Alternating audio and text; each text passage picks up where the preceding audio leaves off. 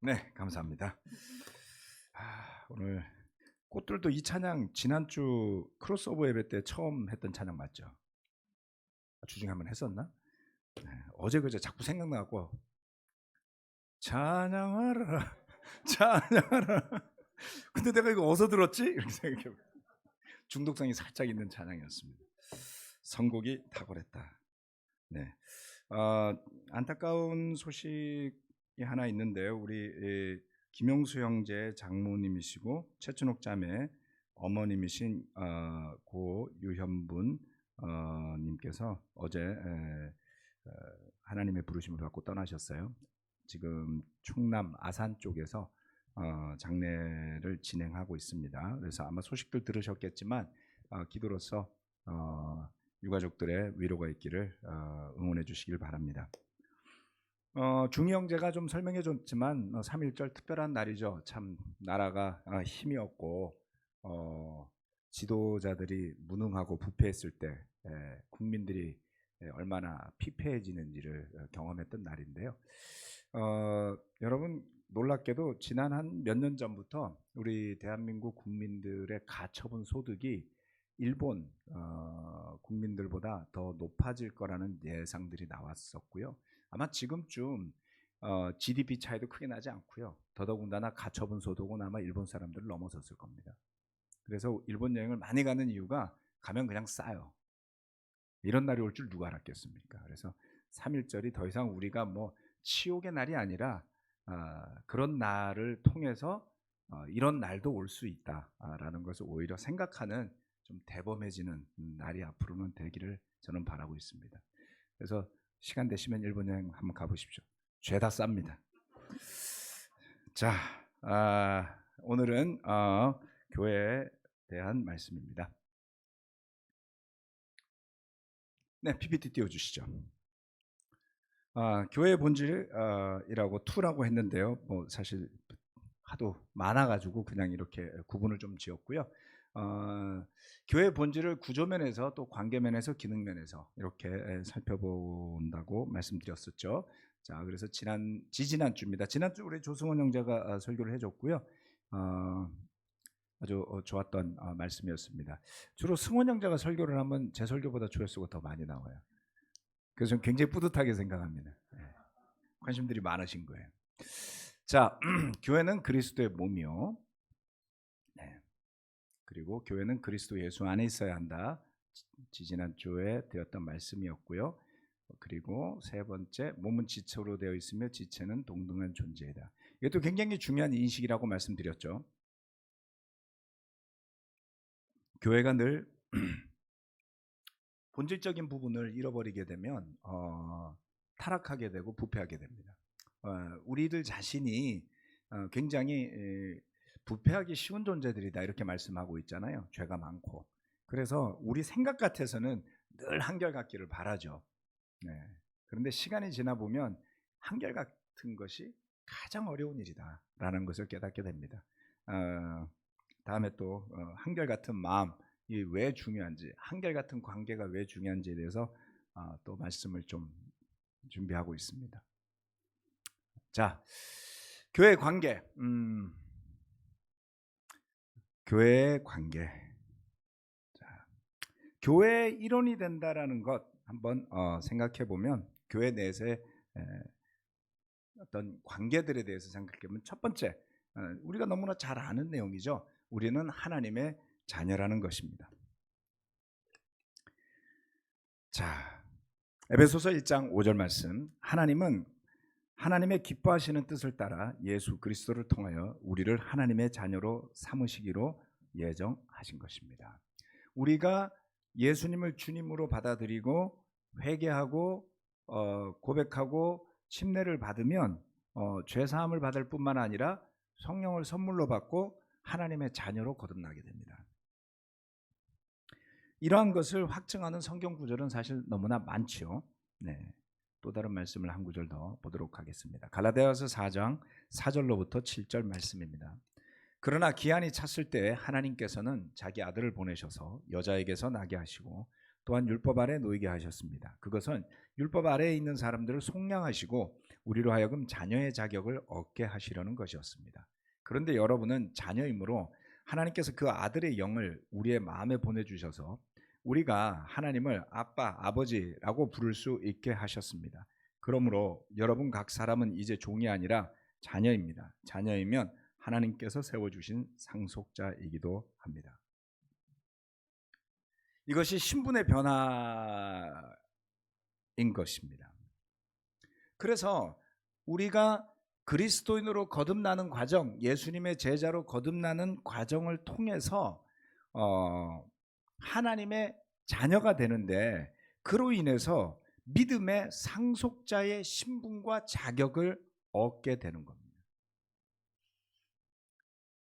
여러분, 이 변화를 정말 체감하고 계시는 건가요? 그게 도대체 얼마만한 것을 의미하는지 이해해가고 계시고, 여러분이 받아야 할 상속분이 어느 정도 규모인지 혹시 좀 찾아내셨습니까?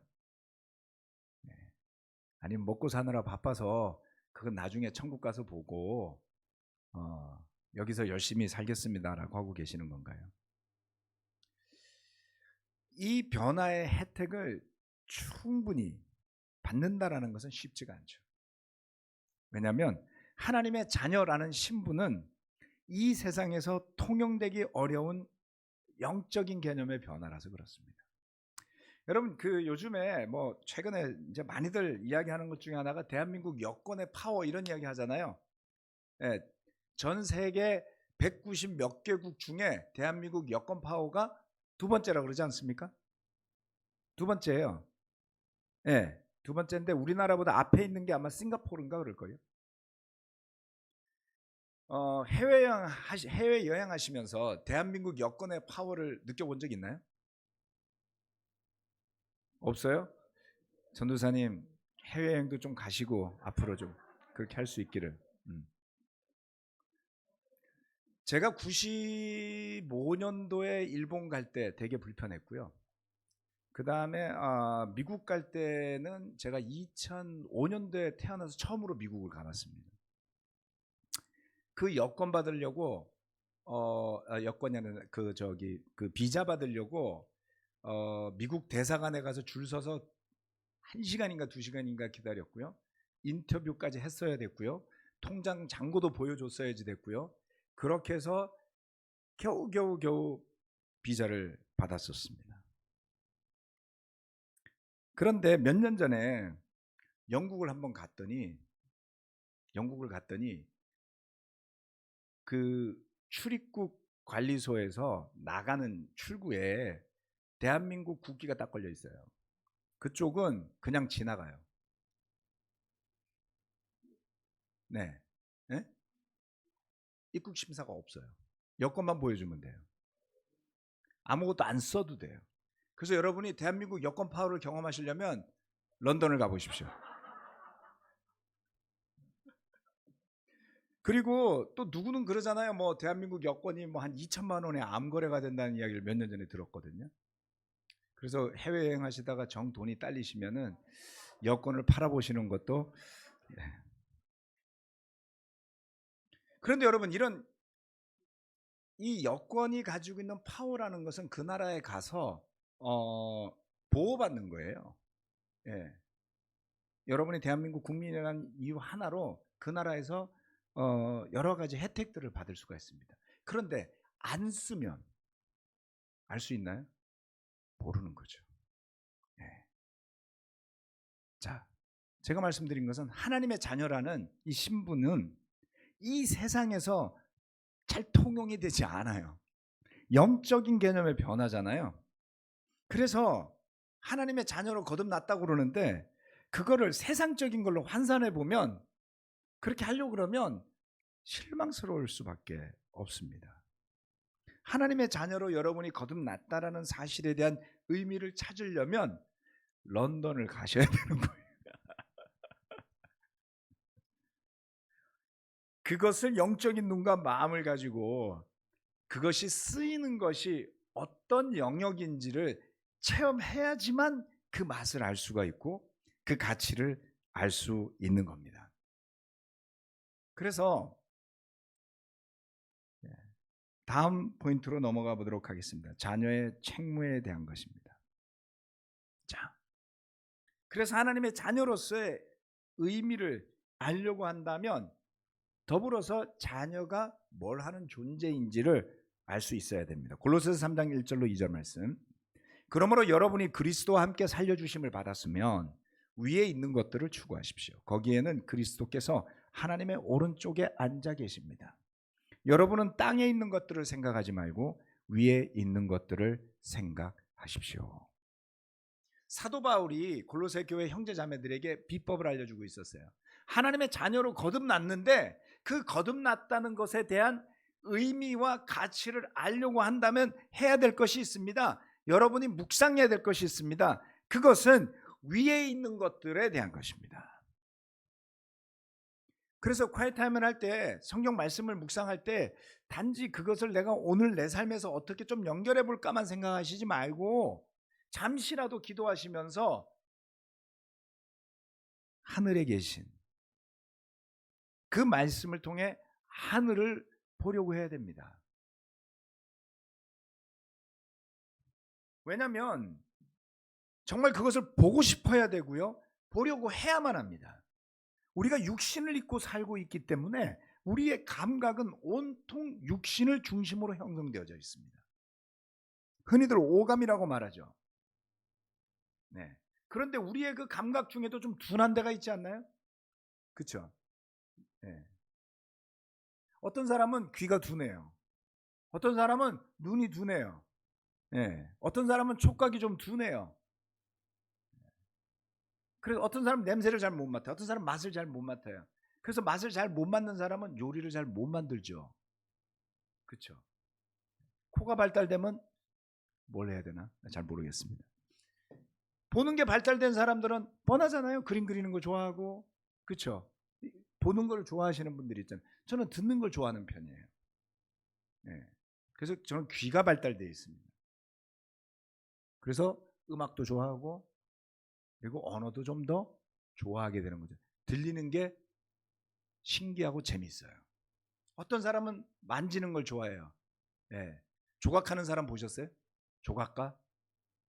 만지는 거 좋아하는 사람들이 조각하시더라고요.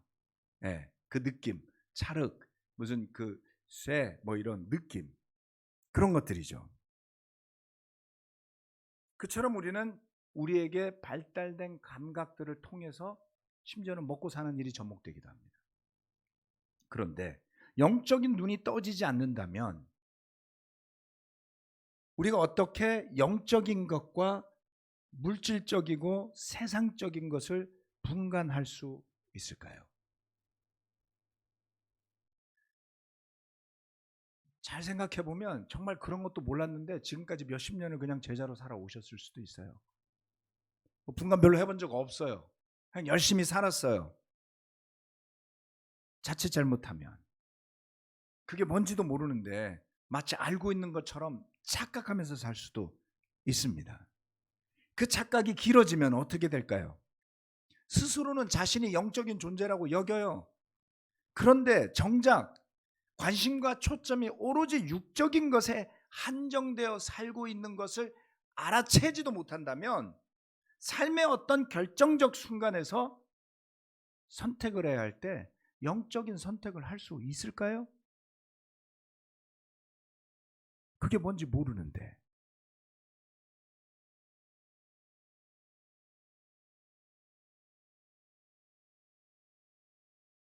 그래서 땅에 있는 것들이 아니라 위에 있는 것들을 생각하고 기도하고 묵상해야 합니다. 운동선수들이 4년에 한 번 있는 올림픽을 위해서 정말 열심히 연습하잖아요. 그렇죠? 시합은 짧아요. 연습이 길어요. 그렇죠? 그 사람들이 얼마나 간절한지를 우리는 사실 잘 몰라요. 왜냐하면 한 번 놓치면 8년 걸리잖아요. 그러니까 운동하는 사람들은 정말 그 한 번의 기회를 위해서 너무너무 열심히 준비한다. 그걸 알기 때문에. 영적인 단련도 그렇습니다.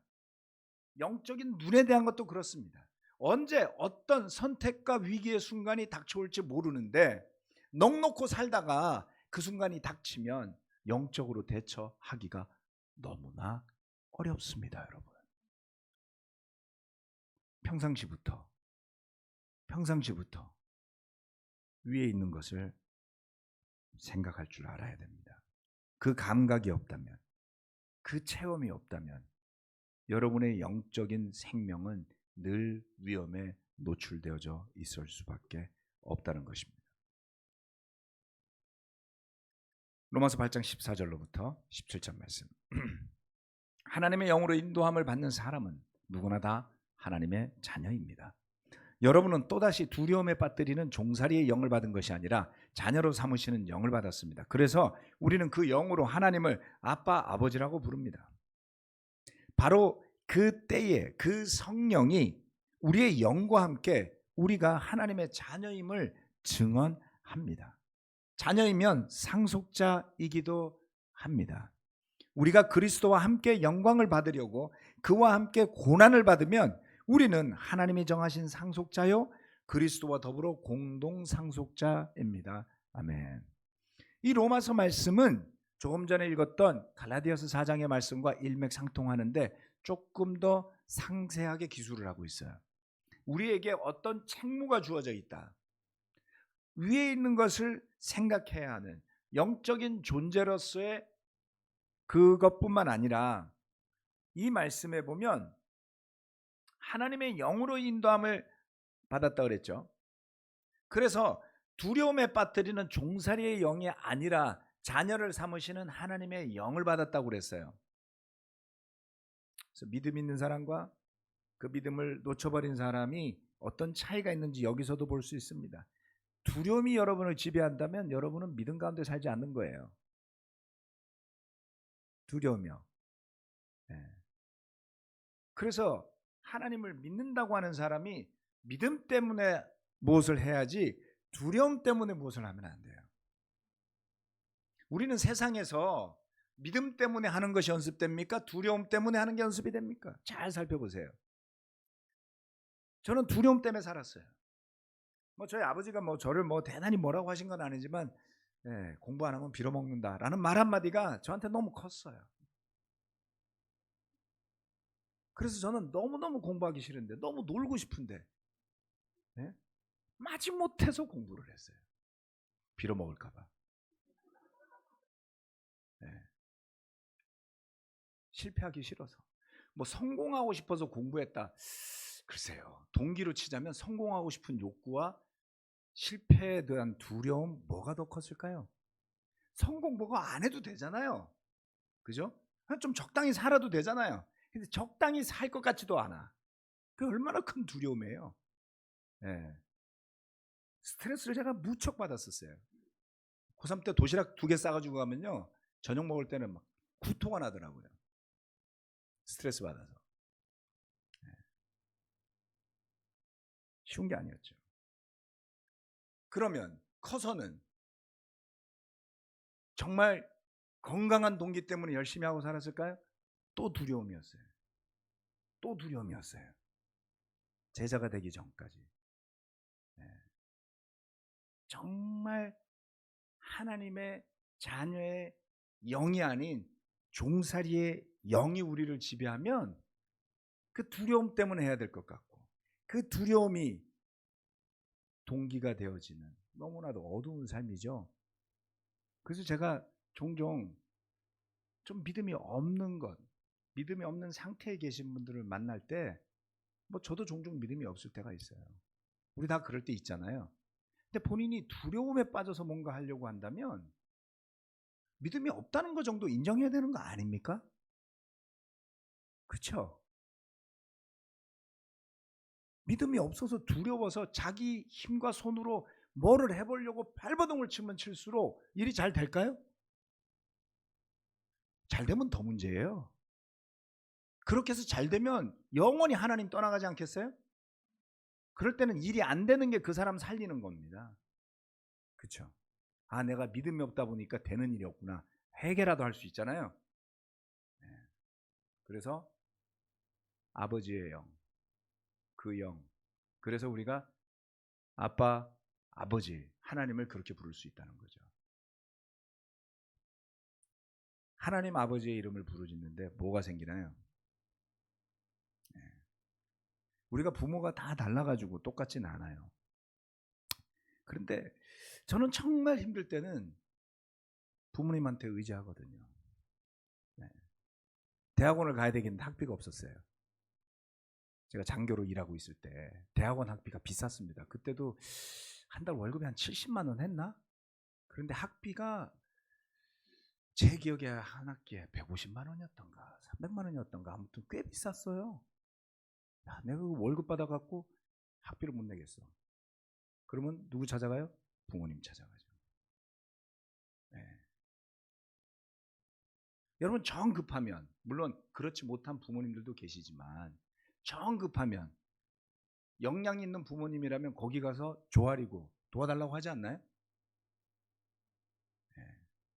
우리 아빠 아버지라는 뜻은 그런 겁니다. 하나님 아버지께 조아리는 거거든요. 그 성령이 우리의 영과 함께 우리가 하나님의 자녀임을 증언한다고 했어요. 마지막으로 17절 말씀은 자녀이면 상속자이기도 하다 그랬는데 이거 중요한 겁니다, 여러분. 그리스도와 함께 영광을 받으려고 그와 함께 고난을 받으면, 여기서 굉장히 어려운 이야기를 했어요. 그리스도와 함께 고난을 받으랍니다. 함께 영광을 받으려면 주님이 받은 영광이 무엇인지 알려고 한다면 주님이 받은 고난도 같이 받으라는 거예요. 그렇게 되면 우리는 하나님이 정하신 상속자가 된대요. 즉 하나님이 우리에게 주시고자 하는 하나님의 자녀로서의 상속에 대한 가치를 알려고 한다면 우리가 해야 될 책무가 있어요. 그건 그리스도의 고난에 참여하는 겁니다. 여러분 그리스도인으로서 제대로 살아가시고자 한다면 뜻하지 않은 고난이 다가올 때 무조건 그것을 밀어내지 마세요. 그 고난 속에 하나님의 숨은 뜻이 있다는 겁니다. 그것을 믿음으로 극복하려고 하지 않고 피하려고만 한다면 어떻게 성장할 수 있고 어떻게 깊어질 수 있습니까? 그렇지 않나요? 그래서 우리가 그리스도인으로서 올바로 하나님의 자녀로서의 삶을 살고자 한다면 반드시 해야 될 것 중에 하나가 고난을 믿음 가운데 이겨내는 겁니다. 왜냐하면 고난이 다가오면 정말 바닥이 드러나거든요. 그렇죠?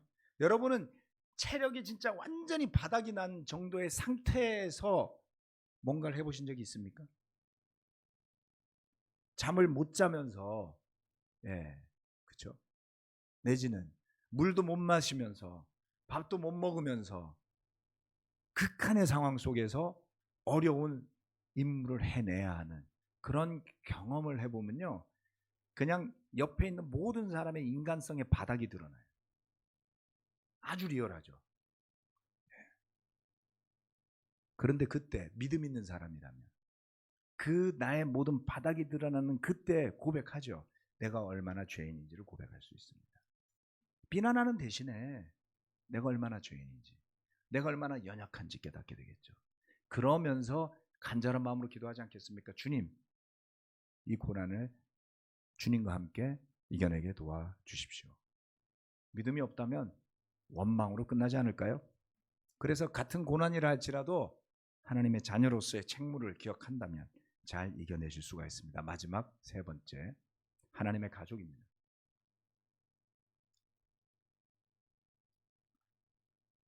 말씀이 다 어디 갔죠? 아이고. 자, 하나님의 가족에 대한 건데요.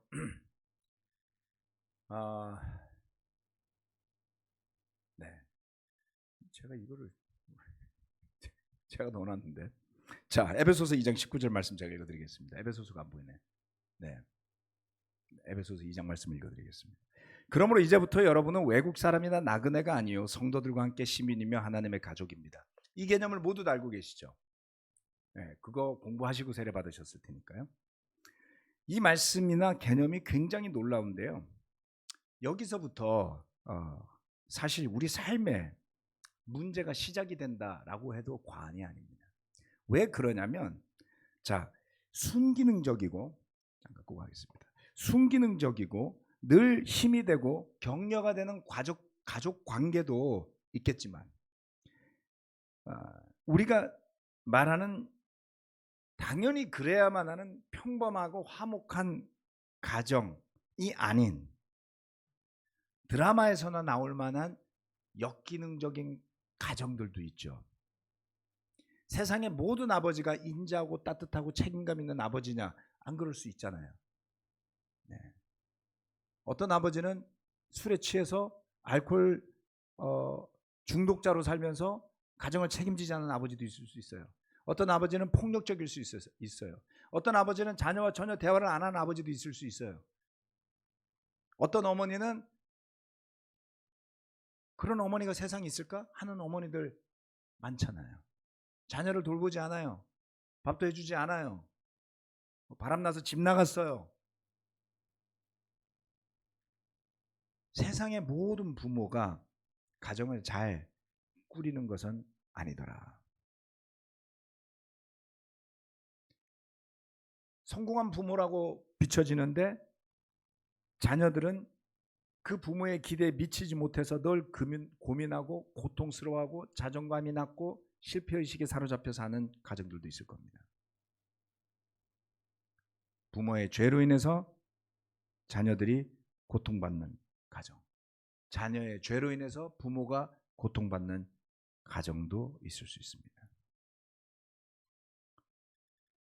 그래서 평범한 가정, 화목한 가정을 꾸린다라는 것이 얼마나 대단한 일인지를 우리는 알아야 됩니다. 그런 복잡한 가정사 속에, 그렇죠? 여러분들 다 밝은 얼굴로 이렇게 지금 가정을 꾸리고 있는 분들 여기 대다수인데요. 계시지만 본인이 살아왔던 삶의 과정을 이야기하면 서로 깜짝깜짝 놀랄 때도 있을 거예요. 그렇게 살았어? 그랬어? 예. 그런 우리가 모여서 영적인 가족이에요. 그 가족은 어떨까요?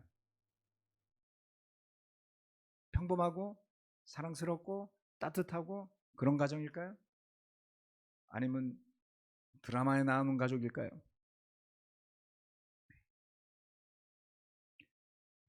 그런 우리가 하나님의 가족이라는 말을 듣게 될 때 어떤 감정을 느끼게 될 것인가? 네. 오랜 시간을 제자로 살아오면서 제가 배운 교훈은 이렇습니다. 먼저 가정 안에서 하나님의 가족이 구현되어야 한다는 겁니다. 가정에서는 되는 대로 살고 교회 와서는 제자인 척하는 그것을 하나님이 기뻐하실 리가 없습니다. 가족 안에서 구현된 하나님의 가족의 모습이 이웃 가족과 연결될 때 그것이 교회가 되죠. 첫 번째는 그래서 가정교회입니다. 부부가 믿음 안에서 만나서 가정을 꾸렸다면 그것이 첫 번째 교회가 되어야지 돼요. 가정의 우선순위를 가지는 겁니다. 기도가 그 안에서 일어나야지 되고요. 사랑과 희생과 헌신이 그 안에서 일어나야지 되고요. 부모로서 어떻게 하나님이 기뻐하시는 부모가 될 수 있을지를 철저하게 고민해야 되는 믿음의 단련과 훈련의 과정이 그 가정 안에서 먼저 일어나야 합니다. 그것이 안 되는데 예배에 와서 그것을 채우려고 하면 채워질까요? 성경을 여러분 헛 읽는 거예요. 왜냐하면 성경 이야기는 전부 가정에 대한 이야기예요. 그렇잖아요. 아담과 이브의 이야기죠. 아담과 이브 다음에 누가 나오죠? 가인과 아벨의 이야기가 나오잖아요. 네. 그 다음 이어져서 노아의 이야기가 나오면 그 노아의 가족의 이야기가 나옵니다. 그 다음 이야기가 이어져서 아브라함의 이야기가 나오면 그와 그의 아내와 그의 자녀들의 이야기가 나옵니다. 성경 어디를 펼쳐도 여러분은 가족의 이야기에 직면하게 될 거예요.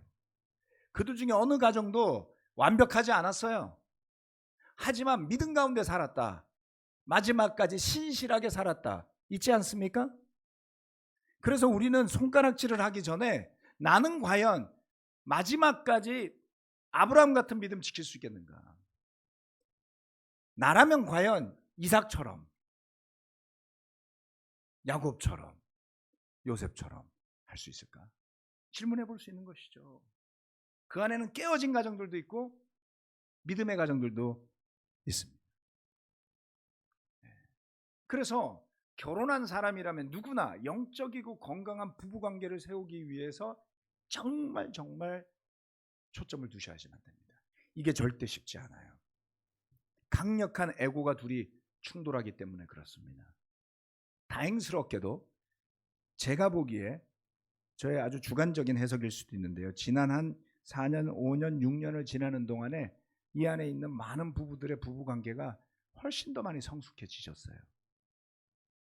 왜 그런지는 저도 잘 모르겠어요. 근데 결과적으로 보면 그래요. 부부싸움의 횟수가 잦아들었고요. 부부끼리 해결할 수 없을 만큼의 문제에 부딪혀서 찾아오는 경우의 수도 많이 줄었습니다. 밑에서는 계속 그러는데 겉으로 아닌 척한다. 그건 아닌 것 같아요. 왜냐하면 부부가 같이 와서 서 있는 것만 보면 알거든요. 그래서 지난 5, 6년에 걸쳐서 굉장히 많이 발전하신 부부들을 제가 직접 보고 있습니다. 수고 많으셨어요. 그런데 노력만 해서 되는 것은 아니었던 거죠. 하나님 앞에 자신을 낮추고 무엇이 우선순위고 중요한 것인지를 알아서 그것을 위해서 구했기 때문에 하나님이 허락하신 것이 아닐까. 네. 어느 누구도 완전하진 않을 겁니다. 그런데 우리 모두가 애써야 할 것이 있다는 거예요. 여러분이 결혼하지 않았다면 괜찮습니다. 왜냐하면 그래도 여러분 주변에 형제 자매들이 있을 거니까요. 그러한 형제 자매들과 더불어서 영적인 공동체, 가족을 이루는 거잖아요. 그것도 결코 쉽지 않아요. 싱글 형제들끼리 한 집에 제가 살아봤잖아요. 우리 옛날에는 형제들끼리 한 집에 산 적도 있었거든요. 그러면 뭐 청소, 밥하는 거, 뭐 등등등 빨래 같이 같은 세탁기 쓰니까요. 서로 해결해야 될 숙제들이 있습니다. 자매들끼리 한 집에 사는 집들도 제가 여러 번 제가 들어가지는 않았지만 결혼하고 나서 그런 집들을 도와준 적도 있었습니다. 해결해야 될 숙제가 많죠. 그러나 쉽지 않지만 그것을 하고자 노력할 때 거기에서 발전하는 것을 느낄 수가 있습니다. 자, 가정을 올바른 교회로 세우고자 하는 것은 저는 마치 두 마리의 토끼를 잡는 것과 같다고 생각해요. 토끼 잡아보셨어요? 제가 토끼 잡으러 산에 갔다가 쫓아가다가 도저히 못 쫓아가겠더라고요. 토끼를 잡는 방법이 따로 있더라고요. 아무튼 언젠가 그거 한번 해보고 싶은데요. 그런데 두 마리를 잡으라고 한다면 정말 난감하죠. 한 마리도 못 쫓아가거든요. 근데 결혼해서 가정을 꾸리고 자녀를 양육하는 것은 저는 정말 거의 두 마리 토끼를 쫓는 것과 같다고 느꼈어요. 부부관계도 잘해야지 되죠. 자녀들도 잘 가르쳐야지 되죠. 이 두 개가 진짜 어려운 숙제잖아요. 그렇죠? 그래서 결혼하신 분들은 일면 좋아 보이지만 굉장히 어려운 숙제를 받아가지고 늘 자기 자신이 부족하다는 느낌을 받으면서 살고 있는 분들이에요. 그래서 그것을 잘 매니지 해낸다면 저는 존경받아야 된다고 믿습니다. 물론 싱글 여러분들도 여러분의 숙제가 있겠죠. 외로움도 견뎌내야지 되고 그러면서 유대관계도 만들어야지 되고 여러분들도 아마 두 마리를 쫓아가는 토끼를 쫓아가는 심정을 느낄 때도 분명히 있을 것이라고 믿습니다. 하지만 반드시 해야만 합니다. 왜냐하면 그것을 극복해내야지만 교회라는 하나님의 가족이 보이게 되기 때문에 그렇습니다. 서로가 협력해서 소그룹의 형제 자매들과 만들어가는 관계, 협력 관계, 제자 관계를 바람직하고도 건강한 복음의 토대 위에 세워갈 수 있도록 해야만 합니다. 그것이 잘 이루어진다면 한 바이블톡만의 관계가 아니라 옆에 바이블톡하고의 관계도 빌드업을 해야지 되겠죠. 여러분 이것은 굉장히 어렵습니다. 왜냐하면 이미 만들어진 바운더리를 넘어서서 그것을 넓히는 것은 훨씬 더 어려운 일이에요. 적어도 교회라는 예배 단위가 만들어지려면 15명, 20명은 넘어서야지 되잖아요. 그런 그룹이 2개 내지는 3개 4개, 5개, 10개, 20개, 30개 넘어가면 교회가 어떻게 될까요? 사실은 제대로 다 연결될 수 없는 거예요. 그렇지 않아요? 아는 것 같은데 모를 수밖에 없죠. 그 많은 사람들이 어떻게 하나의 예배체를 형성하고 하나의 영적인 목표를 공유하면서 갈 수 있을까요? 대단히 어려운 일입니다. 그래서 교회 역사를 통틀어서 적절한 교회 규모에 대한 고민들을 많은 신학자들이 했고 많은 교파들이 해왔습니다. 작은 교회는 작은 교회대로, 큰 교회는 큰 교회대로 해야 될 숙제들이 있을 수밖에 없겠죠. 자, 그래서 모두가 그냥 큰 교회가 되었으면 좋겠다라는 것을 바라기만 하는 대신에 그와 같은 가정교회가 먼저 세워지고 그런 가정교회들이 만나서 바이블톡 규모, 패밀리, 우리 패밀리 그룹이라고도 부르죠. 네, 하우스 처치라고도 부르죠. 몇몇 가정이 뭉쳐져서 한 집에서 모여서 예배드릴 만한 규모가 되는 것 좋습니다. 더 나아가서 이렇게 큰 예배당에 함께 모여서 공동체가 되는 것, 이러한 것을 이루어 나가는 과정은 사람의 노력으로 가면 죽어요. 그게 제가 배운 교훈입니다. 왜 우리 교회 지난 30여 년의 역사 속에서 목회를 열심히 하셨던 분들 가운데 스스로가 그 역할에서 멀어지시거나 심지어는 우리 교회를 떠난 분들이 있는지에 대한 이유가 바로 거기에 있는 겁니다. 그게 너무나 어려워서 그거를 하다가 지치고 상처 입고 낭망하고 곁길로 가실 수 있는 거예요. 그래서 저는 비난하고 싶지는 않습니다. 여전히 어려운 일일 거고 미래도 어려운 일일 거기 때문에 그렇습니다. 로마서 16장 3절로 5절 말씀을 읽고 마치겠습니다. 그리스도 예수 안에서 나의 동역자인 브리스가와 아굴라에게 문안하여 주십시오. 그들은 생명의 위험을 무릅쓰고 내 목숨을 구해준 사람들입니다. 나뿐만 아니라 이방 사람의 모든 교회도 그들에게 감사하고 있습니다.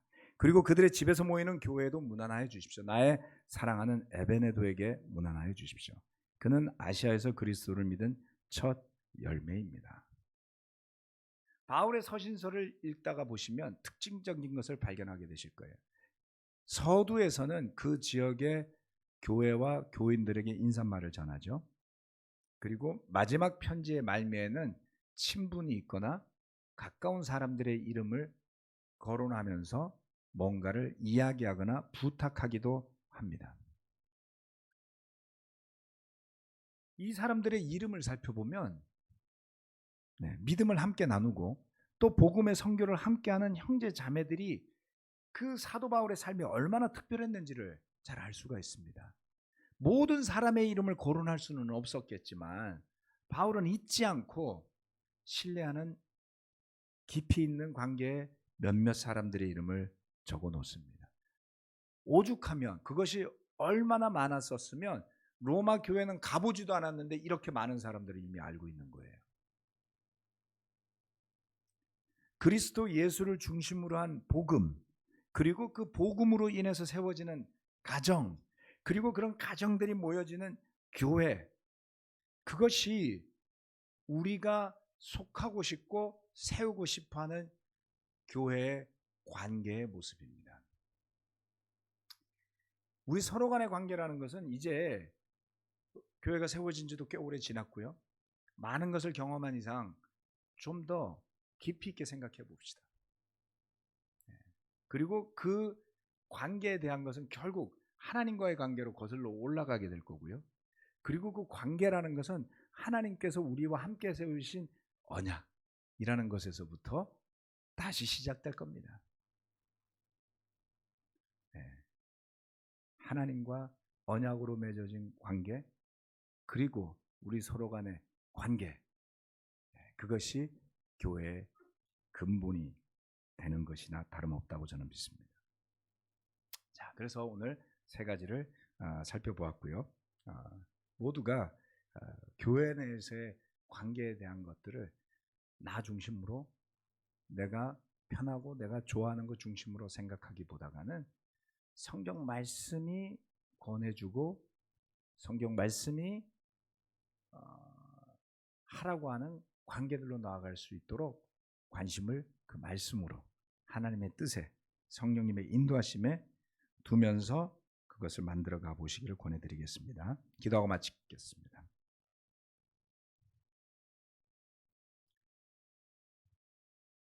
하나님 아버지, 우리 모두가 부족하지만 또 하나님께서 주신 충분한 은혜를 누리고 사는 존재들입니다. 우리 모두 관계가 필요한데요. 하지만 그 필요하고 소중한 관계 때문에 때로는 상처를 주고받기도 합니다. 주님의 뜻이 어디에 있을까요? 부부가 서로가 사랑해서 만났지만 그 사랑이 그리스도 예수를 통한 믿음과 사랑으로 승화되지 못하면 치명적이고 서로에게 상처만 남기는 관계로 전락할 수도 있습니다. 우리가 그런 죄성을 가진 존재임을 주님 앞에서 고백하고 인정하고 서로 양보하지 못하면 발전하는 부부가 되기는 어렵습니다. 더더욱이 하나님이 기뻐하시는 부부가 되기는 더 어려울 겁니다. 하물며 교회 안에서 서로가 서로를 만나서 하나님이 기뻐하시고 하나님의 뜻에 기초한 그런 관계로 만들어 가도록 성령의 열매 가운데 성장해 가지 않는다면 어떻게 덕을 세우는 교회가 될 수 있겠습니까? 종종 우리는 관계 문제가 생길 때마다 당혹스러워합니다. 마치 일어나지 말아야 할 일이 생긴 것처럼. 그러나 주님, 그것은 어쩌면 당연한 일입니다. 문제가 생길 때 그 문제를 문제로 여기지 말고 하나님의 뜻이 어디 있는지를 보려고만 한다면 반드시 그 문제들이 해결되겠지만, 내가 원하는 관계가 되어야 한다라고 주장하기에 바쁘다면 그 어떤 관계도 교회의 덕을 세우는 쪽으로 가지 못하게 될 겁니다. 주님, 먼저 우리를 불쌍히 여겨주셔서 우리가 어떤 실수 때문에, 어떤 잘못 때문에, 어떤 죄 때문에 관계에 문제가 생긴다면 먼저 주님 앞에 겸손하게 엎드려서 내 자신을 살필 수 있는 마음을 더해주시고, 또 잘못된 비난이 그 관계를 지배하지 않도록 건강한 바운더리를 세우지만 그래도 마음을 쓰는, 마음을 내어주는 그러한 신뢰로 발전해 나가는 관계들이 될 수 있도록 축복하여 주시고, 사탄이 틈타지 않도록 그 사탄이 독보리를 뿌려놓고 가서 그 독보리가 뿌리를 내리면서 밀알들을 잡아먹는 일이 없도록 주님께서 보호하여 주시고 지켜주시길 간절히 기도드립니다.